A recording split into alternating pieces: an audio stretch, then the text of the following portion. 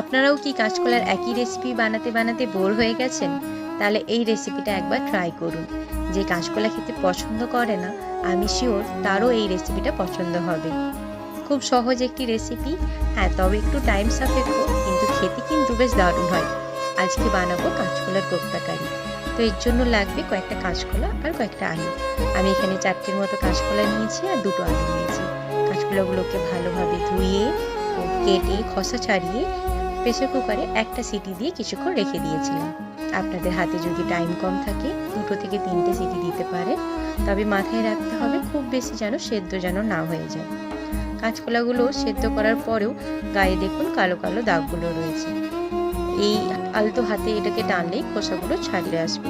খোসাগুলো যদি রেখে দেওয়া হয় তখন কি হবে, যখন কোপ্তাগুলো ভাজা হবে তখন তেল থেকে ছেড়ে ছেড়ে যেতে পারে। ওর থেকে ভালো আগেই এটাকে ক্লিন করে দেওয়া।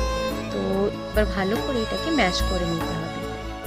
ম্যাশ হয়ে যাওয়ার পরে এর মধ্যে আমি দেব কুচনো পেঁয়াজ, কাঁচা লঙ্কা আর কুচনো আদা, আর দেব নারকেল কোড়া। নারকেল কোড়া দিলে এর টেস্ট কিন্তু বেশ দারুণ হয়। আর দেব কয়েকটা গুঁড়ো মশলা, দিয়ে দিলাম পরিমাণ মতো লবণ, আর দিলাম হলুদ গুঁড়ো, জিরে গুঁড়ো, ধনে গুঁড়ো